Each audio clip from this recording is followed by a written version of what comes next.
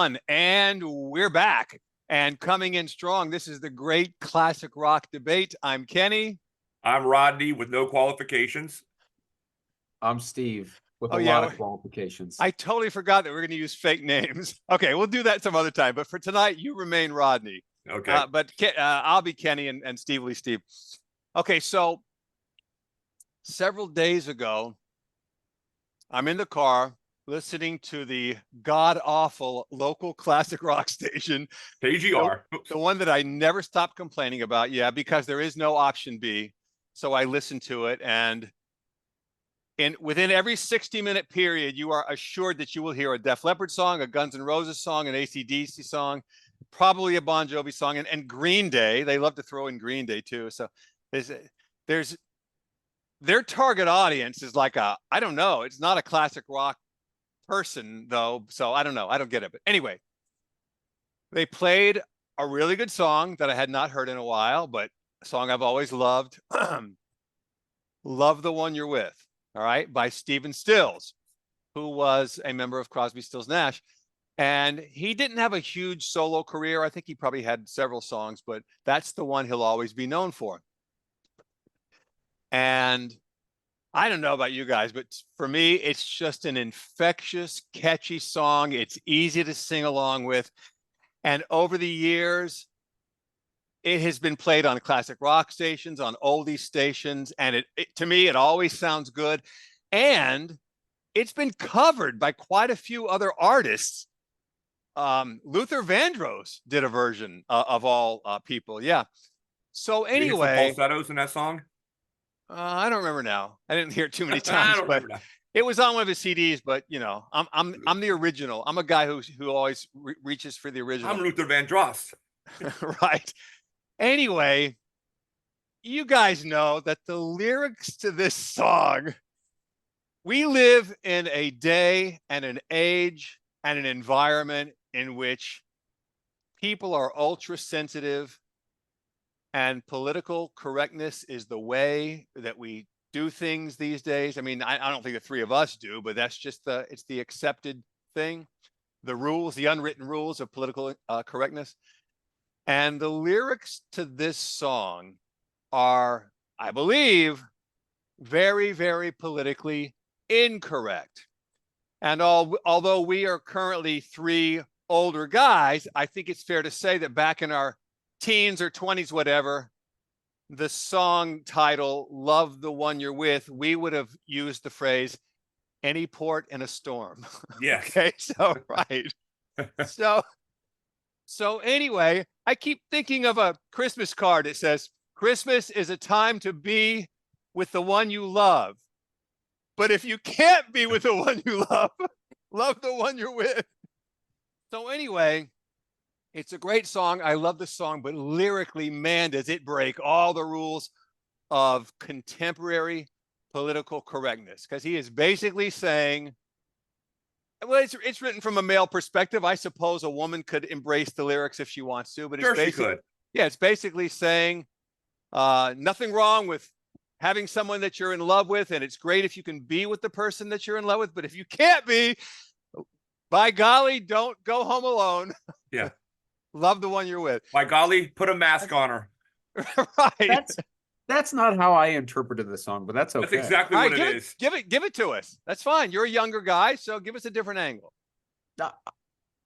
You know, to me, I kind of always, and again, I'm not a big lyric guy, so I'd have to go read all the lyrics to the particular song. But to me, I always interpreted it as, hey, you know, be happy with what you got. You know, everybody's always, a lot of people are always searching for the next bigger and better thing, and that's not always, you know, the grass is not always greener. That's how I always interpreted that song. Okay, hold on. Let me ask a question real quick because I want to make sure I'm getting this correctly. So, if I understand what you're saying, Steve, the guy has a girlfriend, wife, significant other, whatever she is, who checks his boxes. She checks the boxes, and to him, she's a good choice. However, there are, I guess, fantasy, like out of his reach type of chicks who, okay, well, that's who I'm in love with, but I can't be with her. So I'm going to continue to love the person that I'm with. Is that how you're? Am Yeah. I getting that right?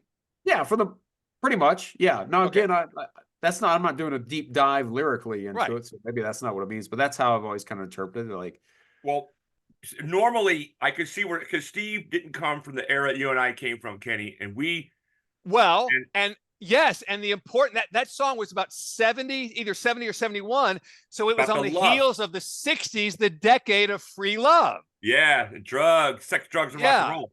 So once you put it into a timeline, Yeah, he's talking about, I'm on tour and I can't bring my Right. wife. What's your name, Donna? I love you tonight, baby. That's what. right?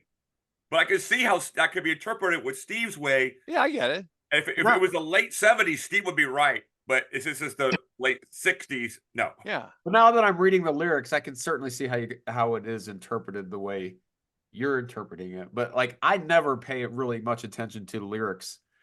That's Steve like, is also Steve is a more romantic guy. I mean, than you and I, Kenny. Steve's very romantic, and that's good. Steve, it's not a rip. You are a very romantic guy. I don't know about that, but You I would are. say if you think of when it comes to music, you have rhythm section, the melody, drums, bass, guitar. The last thing I listen to are the vocals. It's usually it's always the rhythm section. It's always the drums, then probably the bass and the guitar and vocals in that order.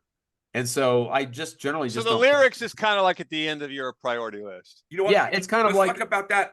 That's a how really most people listen to hear bass lines in music. Yep. To me, that's how I hear vocals. It's just there to kind of fill. wanna it. talk Okay, about a whole- that's an excellent illustration, right? I want to do a whole nother show where we talk about that topic, Steve. Good Okay. job. 'Cause- Okay. So anyway, that to me, I said, you know what, this is a great topic because a song that was perfectly socially acceptable 50 years ago is completely out of bounds now. So I'll just throw it out there to you guys. Give me a few politically incorrect classic rock songs. Isn't there a song by the Beatles called "Any Port in a Storm"? Sorry. that was the original title, and Stephen Stills decided to work with it. I No, always but thought what about? Go ahead, Steve. "Happiness is a Warm Gun." There are some Beatles songs that if you listen to, Oh my gosh, are you kidding me? Like the Ballad of John and Yoko. He got in big trouble because he kept saying Christ in the song, and he Oh, was that's right. like, That's yeah, right. but that was not politically correct back then.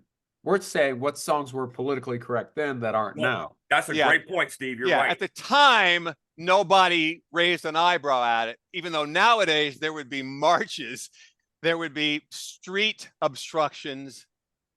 Well, what about Kenny? I got one for you. Yeah. "Down on the Corner" by Creedence. What do you think about that? Throw Oh. me the lyrics that Okay, down Willie and the Poor Boys, bringing nickels at their feet. If you have a penny, if you have a dime, why don't you throw it down? Willie and the Magic Boy, do the magic down. It's all about these four black boys singing to get money, to raise money. They're poor. Like I can't, okay, that's well, what song's about. okay. Yeah, I've heard the song a million times. I love the song.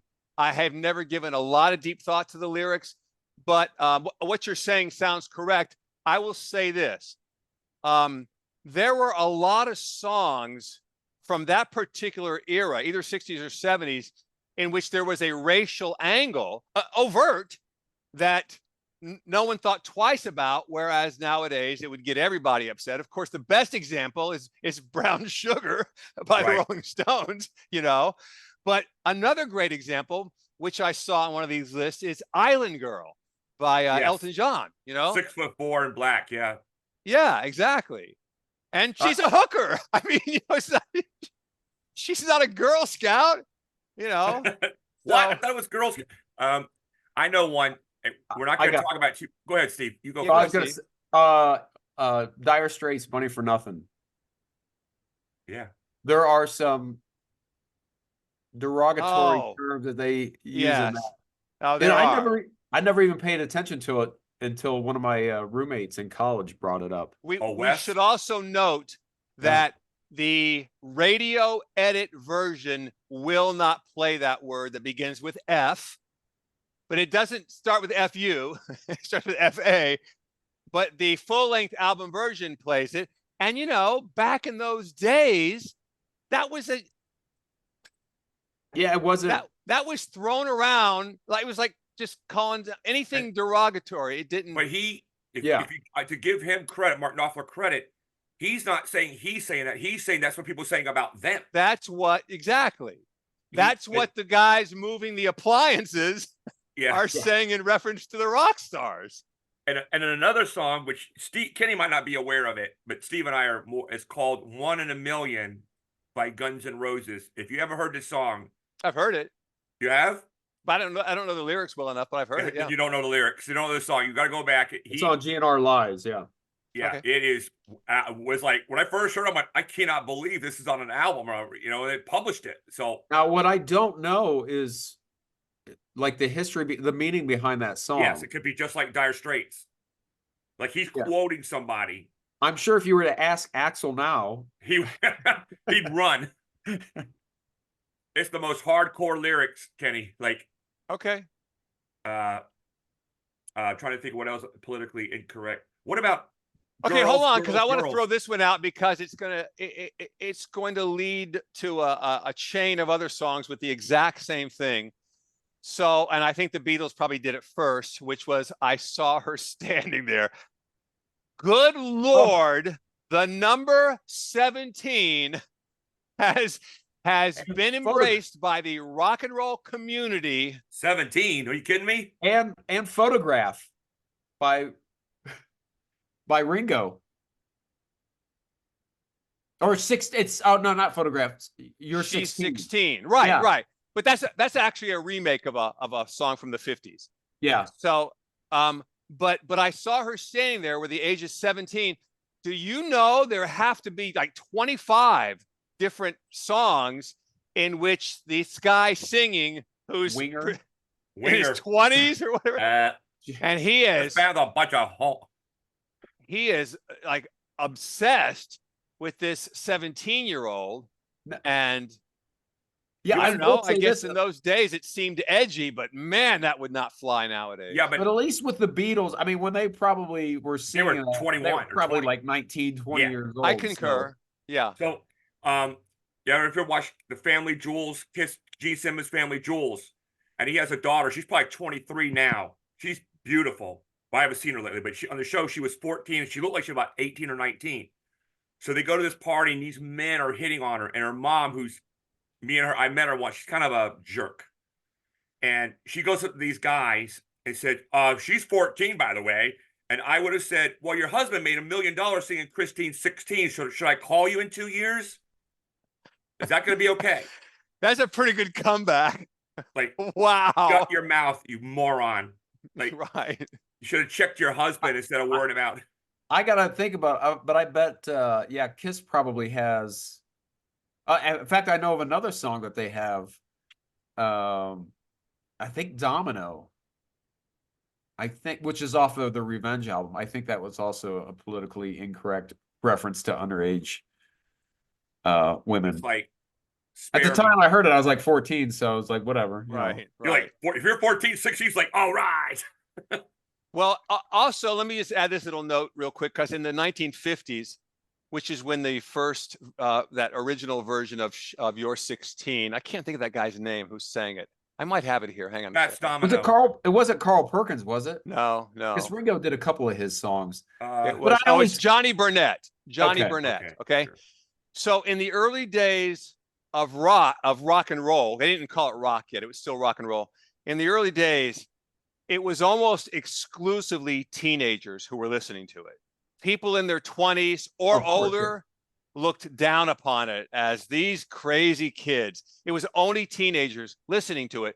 So for the vocalist to sing it through the eyes, through the identity of another teenager, it made a little more sense than if he was I just thought, oh my God, I just thought of a great one. This song is not a classic rock song, but OMG, this is the best version best song, best illustration of this, and that is that song "Into the Night" from the '80s. If I could fly, I'd pick you up and take you into the night. The opening lyrics are, "She's just 16 years old." Oh, You know leave that her song? alone. Right. Now listen. This. Oh my God, this is great. So it was 1980, and it was actually released in 1989 again for unknown reasons. But it was released in 1980.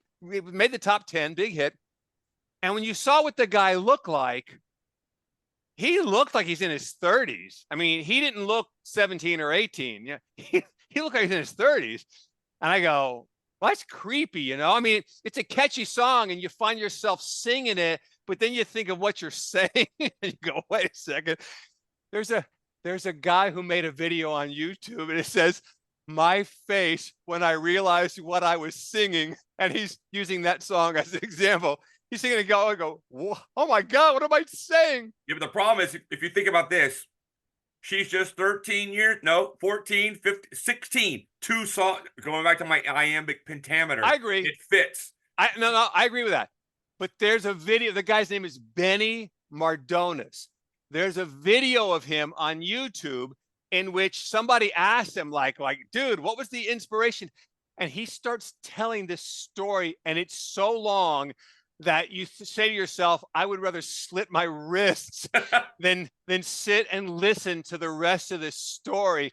And it meanders into, it's like, okay, you know what? Just shut up and admit that you had a perverted crush on a 16-year-old, because otherwise this story. Yeah, oh but he my could have God. wrote the song when he was 12 or 15 himself, right? You don't know when he actually wrote it. Okay, fair enough.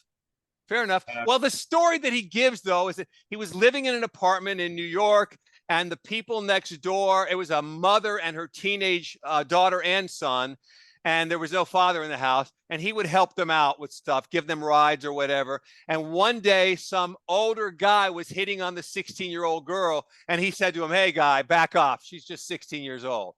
That's the in a nutshell version of his story. And I go, okay, it took you 20 minutes to tell the story. It's not believable. So He goes, shut up. "Hey, guy, she's 16-year-old, leave her alone. I was here first." I was here first. That's right. Okay. But anyway, how many other 17, before we move on, how many other songs are there where she was just 17? Well, there's Winger, as Steve pointed out, which, if I could go back in time, that might be what I would do, is kill Kip Winger. I'm like, dude, run. What the hell's wrong with you? Also, Stray Cats, Sexy and 17. Yeah. And Rick James, not a classic rocker, but Rick James had a song. She was only 17. And I know there's more. There's I a can't think of bunch. them. There's a whole bunch of others. I bet you know? go through Motley Crue, you'll find 14 of them. Yeah. I think Kiss and Motley Crue probably have the lion's share. But yeah, I remember when that song came out, the music video to She's Only 17. Winger? Yeah. Yeah. I mean, I was still like 14 years old, 14, maybe 15. Right. I don't know. I just thought that is the most embarrassing thing. I just thought, here's some 30-year-old guy talking about a 17-year-old girl. Right. Yeah, it's not good. And he's spinning around with his bass. I said, what a tool. Yes. I was like, oh my God. Yeah.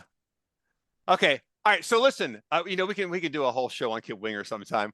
Let's move on. I see that Money for Nothing is here on this list. I Googled the list and mentions the gay slurs. We don't have to repeat that again. And let's see here. Oh, there's one by Christine 16 is listed. There's one by the Rolling Stones, Under My Thumb.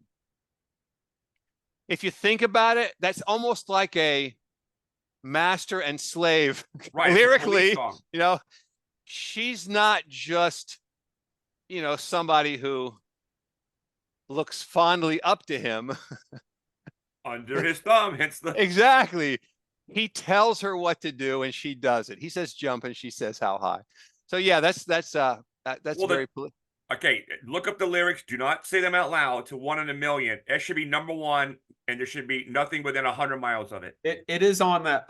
It's on the list, or one of the lists that I found. It should be number one. Period.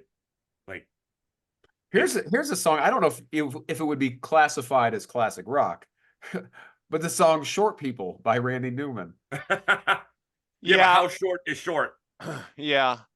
Uh, Anybody who's shorter than me is short. That's how I. but I'm the not a thing tall person. is, I believe he could get away with that today, simply because it is a deliberately tongue-in-cheek song. Plus, he's short. He's like short. I didn't know. I've never seen him. I never I'm met not- him. or yeah. anything. Yeah. I've only seen him sitting at a piano. So Okay. If he was making any sort of a slur towards short people, yeah, it would be wrong. But it's deliberately tongue-in-cheek. Oh, I so- just got an instant message from of some werewolves, and they're really mad at Warren Zevon, Werewolves in London. They want us to bring that up. All right, guys, easy. All right. I spoke up for the werewolves. well, Okay. I was waiting for something like that. I was gonna try to make the most offensive song all time is probably a Rush song, but I just Oh, reach through. Rush, they're Okay. so innocuous because Neil Peart's like an innocuous intellectual guy. Like, what about Zeppelin? Do they have anything? Well, no, because the one song, the Crunch, that's what Bonham wrote that as a tribute to his daughter. She's only 3 years old. It's a real fine. That's about his daughter. It's not about a 3. yeah.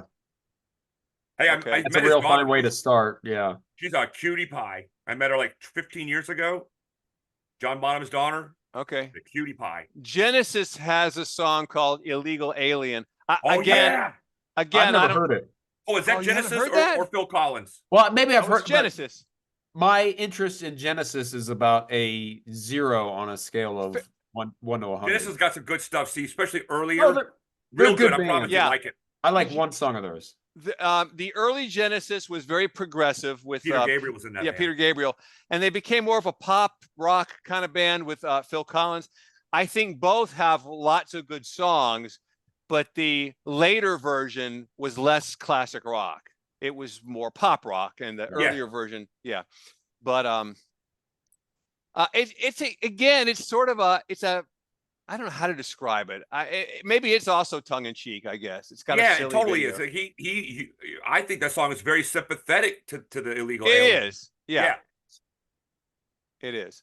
Okay. Anything else anybody's thinking of? I'm trying to think of what about girls? Is that a misogynist? Is that a Okay. You know It's what? about strip clubs. That's the thing. It's about strip clubs. So of course? yeah. So the fact that it's about girls who are voluntarily choosing to do what they're doing in the song, I don't know. I don't know. You know if that that song has been offset by "It's Raining Men," so I'll those two cancel each other out. There you go. If you want to have a kick, just look up Vince Neil singing now, like some of his live performances recently over the last couple of years. I know they're not really on tour now, but Is he a biggin?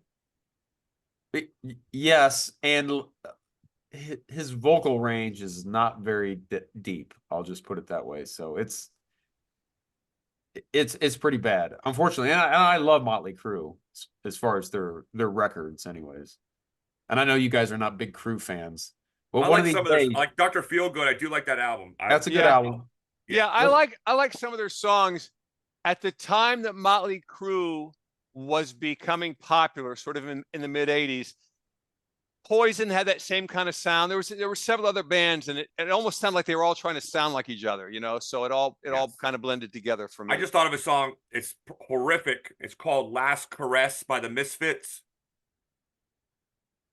Okay, I don't think I know it. I killed your mother today, and I'm only happy because she's dead. And it gets a lot worse. Okay. But yeah, I think though that the punk, you can disregard a lot of punk. Right. The They goth tried songs. to Really? be outrageous and incorrect. No, I know. Yeah. Okay, Big do you Sex guys Pistols fan remember here, this I know. song? It's showing up here on one of my Google lists, and it's a little before both of your times. It was 70 or 71. The song was called Timothy. And it was by a group called the Buoys, Buoys, who never had another hit. And I very reluctant to even refer to this as a hit, but it did get played on the radio. And it's the story of these 3 guys who were working in a mine, coal mine, some kind of a mine, and it caves in and they get trapped in there with no food. Oh, And sounds like a movie. two of the guys decide, instead of starving to death, let's eat this guy over here. So they become cannibals in order to keep themselves alive. So they eat Timothy. So I'm not recommending this song. Doesn't rate very highly, but Kenny, is it First Timothy or Second Timothy? all right, very funny, very funny. There was Did also the guys get out alive? the two guys got out alive. And they go, "What happened, to Timothy?" And they go, "Brr." No one He ever dumped found him. him. His remains were never found. So there's a lot that the song doesn't bother to explain because it's not explainable. So there was also a song from around that same time called DOA by a band called Blood Rock, and the guy singing was in an accident, a horrific accident, and the lyrics are what is going through his mind in these final seconds as he's dying, and the paramedics are trying to rescue him, but he's not going to make it.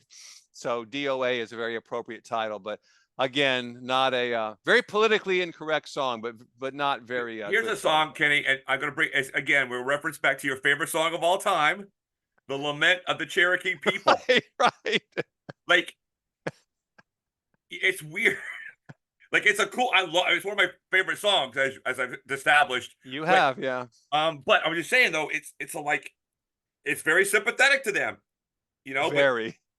But it's so funny how now, like when they renamed the Washington Redskins, there were a bunch of people who said no, and most of them, I used to have a couple of Native Americans as friends, and they loved the Seminole. They were Seminoles. They love it, absolutely love it, and they had no problem with the Redskins. They were totally cool with it, Right. And then you got this, sacrosanct group of 112 white people. liberals. They ruin everything. They have to tell other people what to be offended about. Yes. I saw this thing on Twitter about it was a week or two ago, and I'm not even on Twitter, but somebody took the tweet and posted it on a different site, and that's where I saw it. You guys, you have to see something like this to believe it. So I don't know what the incident or whatever it was that had initiated it, but some black dude had tweeted, "I'm black and I'm not offended by it." And a white female responded to him and said, "Wow, amazing that I care more about your race than you do." Can you believe the unmitigated gall to say something like that? That is, the most insufferable people. Insufferable. Oh, God. It's like that guy. Remember that dwarf? There was a male dwarf, Steve. I think I told you a story in Fort Lauderdale during the 80s, mid 80s. And he had a special harness and a room, I think with pen rods. And people, they'd bring like the Nebraska offensive line and they would toss him. And there was pillows and covered with Velcro, wasn't he? Yeah. Well, no, because he wanted to bounce. Oh, that's right. That's right. So they passed an ordinance to say, well, you can't, a midget or dwarf tossing is out. And he goes to the meeting, he goes, "It's degrading to you." And the dwarf says, "I'll decide what's degrading to me. Right. That's my job, not yours." Yeah. You know the guy was? Remember that was Doug Danziger? He was the was the guy that caught with Kathy Willits. I rember, yeah. 3 months later. What a piece of crap. Okay, so guys, we got our warning. Let's go ahead and wrap it up. Is there any songs, any further politically incorrect songs that come to mind?